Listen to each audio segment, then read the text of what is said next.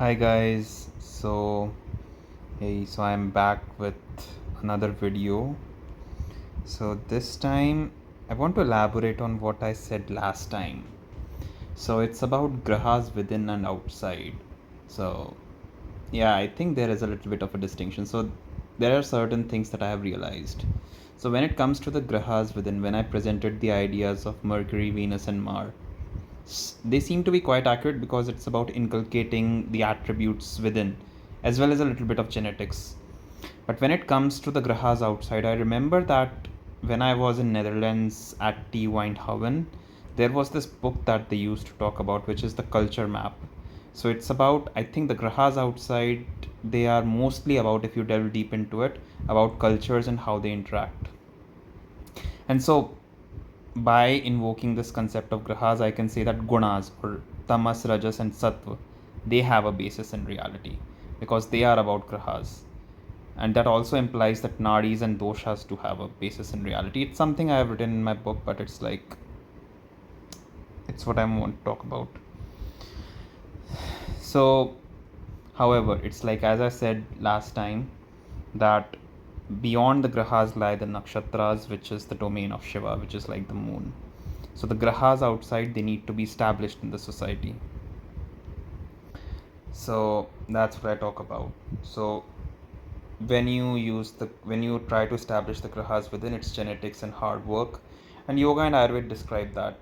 But if you wish to go deeper, it's about chakras. So when you talk about mastering the core, which is involved in singing, dancing, or martial arts, that's manipuraka chakra. Sadhguru has talked about it. When it comes to keeping the world operational, like those who genuinely keep it operational, it's the Sahasrara chakra. And this is just my assumption, but it's like, since the world is too vast, I think this chakra is not maybe like a big group of people, but it's like all over the place, kind of like a thin net. And again, it's just my hunch, but it's like, I think they might be a little bit eccentric and amusing. So I think that's the Sahasrara, or the seventh chakra. As for the Agya Chakra, as Sri Ravi Shankar says, I think it's about just a strong intuition. So within, it's like, if you delve deep into it, it's about the chakras. If you go outside, it's about cultures. So when we talk about outside, so the grahas outside, so what does the quality of tamas say? Tamas is like ignorance and inertia, and it's also the domain of Shiva, the domain of ghosts and ghouls and poltergeists and whatnot, so spirits, the domain of tantra. So you accept that the world is a conglomerate of hierarchies, and that leads to a culture map which stays in a sort of equilibrium. Okay, until rajas comes, which tries to like bring about a change, but usually it's in an equilibrium. But when a person decides to challenge a hierarchy within the conglomerate begins to move to counter that uprising. And all the actors involved, so like in this culture map, all the actors that are involved, they have cards to play, and those cards deal you damage just to bring about some sort of like the equilibrium back. So what does the quality of tamas say in this case? Like how to get past the structure? It is to stabilize oneself and then make the conglomerate play their cards, learn to neutralize the effects on you. So the doshas within you get affected, and then make them play those cards over and over again till the cards become invalid. So that's what tamas is. So those cards, they can be described like Rahu and Ketu, which is the walls of sattva. And I think I made a mistake in the last video in which I thought Rahu and Ketu was also like the snake in the Garden of Eden. I think that is wrong. So the snake is the one that entices the conglomerate into a shift in its configuration. So that is like the snake in the Garden of Eden. It tempts that, okay, maybe the conglomerate can change. So it entices you, it tells you that there is some gain to be had. And that, my friend, is politics. So I think that's what the snake in the Garden of Eden represents. So the quality of tamas is more like, I will have tenacity and I'll have the intention to move past. That comes into the picture. And all of this is like a little bit of a gamble. And this is something that I have discussed in another book that I have written. I don't have the chapter written, but it's like this gamble. Okay, so I go through this world. Let's say I'm in high school. I try to stabilize myself, try to learn what is there, try to move on, and so so forth. I'll describe it a little bit about what I do. But I think this helps change the IQ a little bit. It makes you a bit, but I would say that it's more about the quant IQ. So I think when you gamble with the world, your quant IQ or your pattern recognition, because the amount of world that you see, I think your quant IQ can be changed. It takes effort, but I think it can be changed. What I don't think can be changed is the verbal IQ or the creativity, because that is more like the Surinadi. Um, and one of the reasons this is necessary is that Jordan Peterson says that IQ is neuroprotective. He also sometimes talks about verbal IQ separately, but it's like I think it's about the domain you're in. So if you are like in a mathematical domain and you have some tools available like AI in the modern era, or previously there might have been something else, what helps you pattern recognize and then switch gears? That is your quant IQ, right? For verbal IQ, it's like suppose someone is in politics. If I go into politics, if I don't have a high verbal IQ, like, and if someone tries to play their cards on me because I'm trying to rise up, I'll be dead, because I won't be able to handle that pressure. Mental health issues will come up, which will then lead to physical health issues and so on and so forth. So IQ is neuroprotective, but it's also about the branch you are in. Okay, so, and here I want to talk about something. Okay, so I never told you, but India used to have two exams. One was AI Triple E, which is now JE Mains, and one was JEE, right? So I gave those two exams in 2012. So AI Triple E is to get into lower tier institutes called National Institutes of Technology in India, and JEE is to get into IITs. So my journey, and when I talk about Pukhraj and all, it's like this, okay? So it's not like the racism that I felt in the US, it began then and there itself. It like begins from the childhood. So it's like maybe people thought that I wasn't deserving enough. So the racism was happening when I was in standard 5th as well. So it's like, but like, what was my path? Okay, I go to school, I try to master the subjects, I try to figure out if there is a theory within, and then I try to go out and play and forget about it. So I'm trying to enter into a zone which I think is called the Sushumna Nadi. It's like I chill out, and then I go and I read, which I invoke the Surya Nadi, and then I try to form theories with it. And then when I need to invoke it again, I try to get into the Chandra Nadi, which is like, okay, it's like, how do I use my intuition to solve it? So I am in a carefree state. That carefree state is called Sushumna Nadi, and it has to be earned. So as long as my parents are taking care of it, and this entire thing, this tantra, this is called Tamas. So a surprising thing happened in grade 5, because it's like, yes, sometimes even in schools reprimand, like, sometimes trying to isolate someone, those things did happen to me. But another surprising thing happened was, yeah, I don't know what to say, but I'm not sure if an uncle of me was trying to figure out how I was rising up so high or not, but he had an affair. He had a family, but he also had an affair. And in that affair, I don't know what happened, but he got shot dead. And such incidents begin to change this entire hierarchy. And I think what are involved over here are ghosts. So that is more like the quality of tamas. And as I move forward, okay, my father is in a transferable job, so it's like if I'm rising up, some people in my father's organization, they are going to try and pull cards to try and position him somewhere else. So I go into a place called Gujarat, but then I'd realize I don't want to go into a specific coaching for JE, right? I just want to chill out. I want to stay there and there, then and there itself. So yes, some racism does happen, but it's like I meet people who are talented and I try to compete with them. And that brings out that in me. Okay, I also want to chill out in my life, but I also want to figure out how to compete. And that, it's like, okay, I solve these set of questions, I forget about it, I go into a different set of questions. So that is like a gamble, right? And that begins to change you. So my verbal IQ or the creativity doesn't change, but my quant IQ changes, right? And this is where AI Triple E or JE 2012 comes in. So a lot of people were like, how did I clear JE 2012 with 176th rank, right? I think it's a case that's built up. So AI Triple E was introduced, I think, in the year 2000. And I think there was a political movement behind it, because it is just my opinion, but I think the way JEE or GATE or all these entrance exams in India work is that the coaching institutes are going to figure out which people do I want to promote, and they are going to help you figure out the patterns of questions that are going to be asked ahead of time, and that is how they clear them. If you want a fair and square exam, that is AIEEE. It's a lot easier, it's closer in difficulty, a little bit more difficult, but to GRE or something like that, so it can be cracked. JEE, unless it is something that is more based on first principles, something that can be done, it cannot be cracked.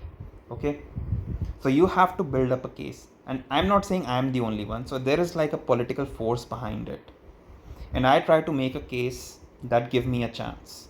Okay, so I use it, and JEE 2012 turns out a lot more conceptual than the other years. So I get 176th rank, which I otherwise would not have gotten.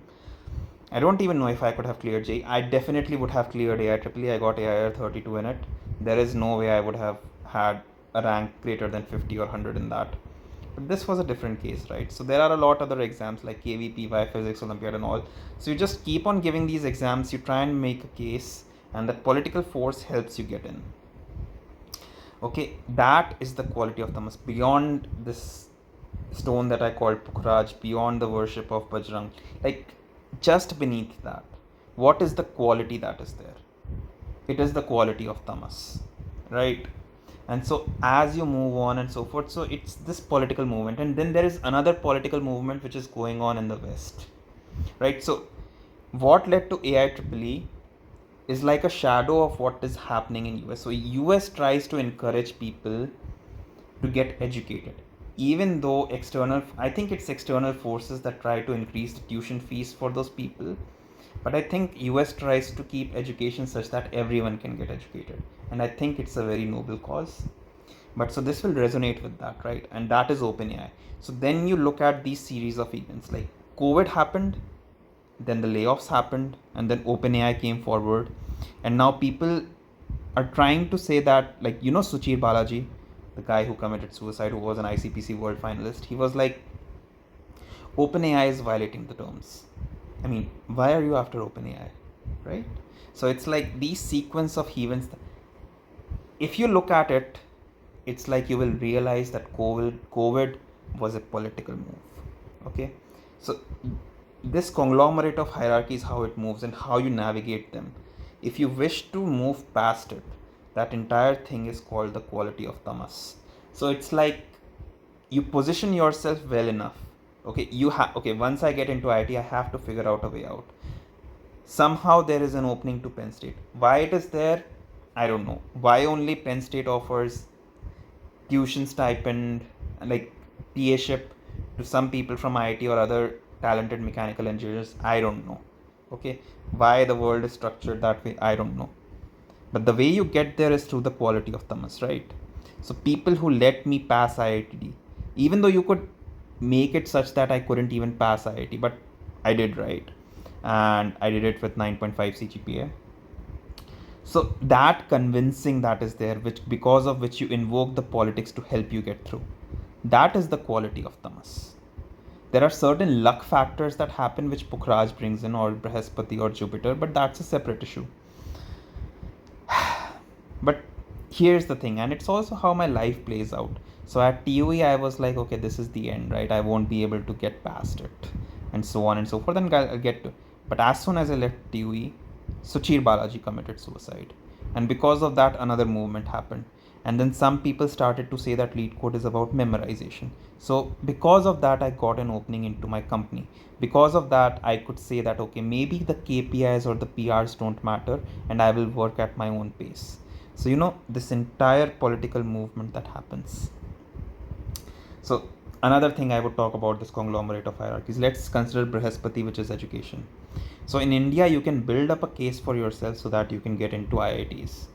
You won't be able to do much more than that. Even if you get into NITs, it's like it's very difficult to get into jobs after that. It's very difficult. In US, education is there, but it costs something. Okay. And the problem is Europe. When I was in Europe, They used to try and give assignments which even AI couldn't do when AI was there.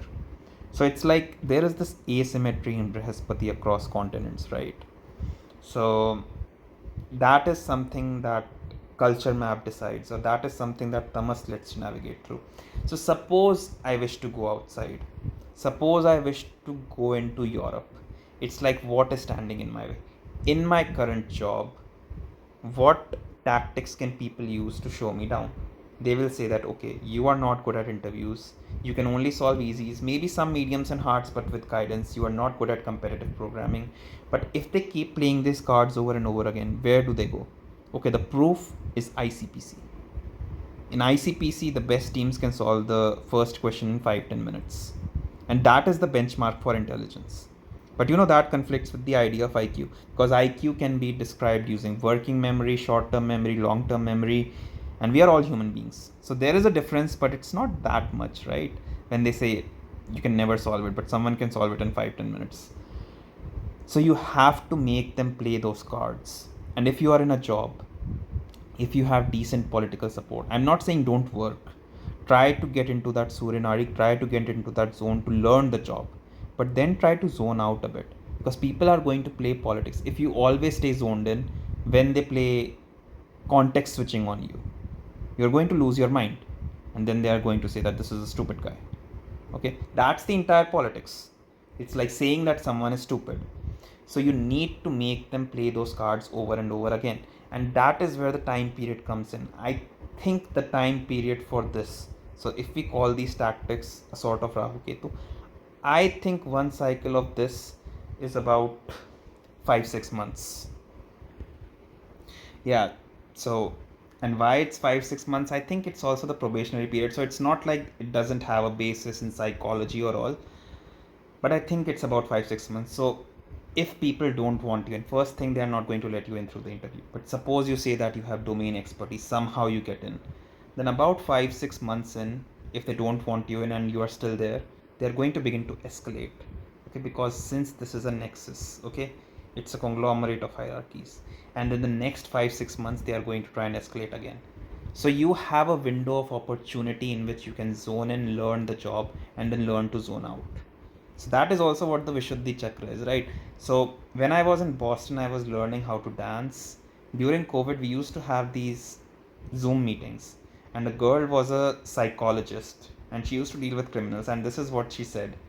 And this is also something Jordan Peterson said, that you have to learn to make patients resolve their issues on your own and not bring their worries with you home. So that is more of what Sushumna Nadi is. So leave the work at work, go back home and relax. So that is something you need to inculcate. So if you are in a tech job, it's like, okay, just chill out, don't think about work. When you get to work, try to invoke that intuition more, right? Okay, how do I pattern match this to get the work done? And only occasionally zone in to try to solve a genuine problem. That is how you stay safe. Okay, and I'll share a relevant video over here. So this is when Sadhguru describes Kal Bhairav. So this is a concept that I am very keen about. So I'll just explain what this is. I am a retired Subedar Major and Honorary Captain Pyara Singh. 1971 में मैं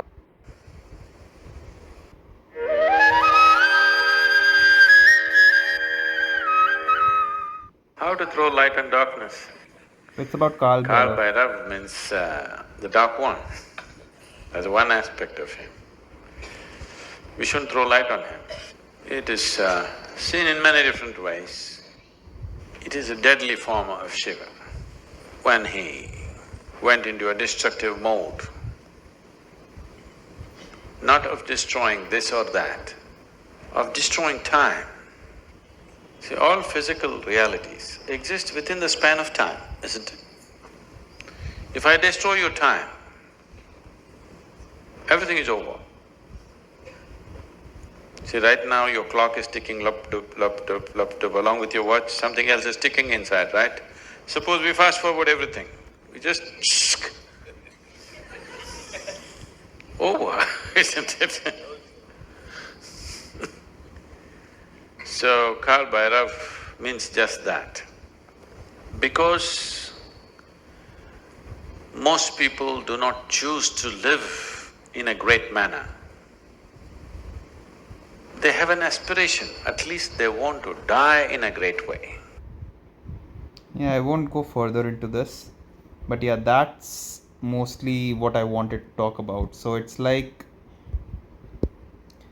so yeah, so that is what the quality of, it's also the domain of martial artists, right? So it's like chip away at the enemies. So when I was in Boston and I was facing these issues and I used to go to the gym, so it's like I always thought that some martial artists always used to understand me. So dancers could never understand me. um, People who studied could never understand me, but for some reason people who had seen martial arts like boxing and kickboxing and were still able to build a career like a gym or something out of it, they were able to understand it, right? They understood the temperament, they thought it was closer to stoicism. I don't know what, but yeah. And it's like, even in martial arts you begin to realize, right? So at TUE I did have a boxing match in which I got a lot of headshots on my face, and I was like, yeah, something is going on. I just didn't know what to say. But it's like, they had a limited set of moves, right? And for some reason they were not uppercutting me. It was mostly the overhand punches and a little bit more. But something that I did realize, when you look at Canelo fight, right? So he has a lot of movements. Like he can move his head a certain way, he can dodge punches and all. A lot of people just don't have that. Even though online they might show choreographed movements where people have that, it just doesn't come. It comes over time. And from what I know, in Boston, you have to go into actual matches to get that movement imbibed within you. Right? People can choreograph all they want. People can show off all the power that they want. But it's like, it's something like this. So even in my life, when I'm supposed to try to mature physically, it's like something in me says that, okay, yeah, naturally you have gained a decent amount of strength, but you want to level up physically, but you don't want to fight, you don't want to pick up weapons. It's like the body is just not going to level up like that, right? So I think the quality of tamas is more like a mechanistic quality. It's like, I don't know the circumstances you were born in, but if you want something out of life, maybe try to earn it. So I think that is the quality of tamas. Yeah. Thanks.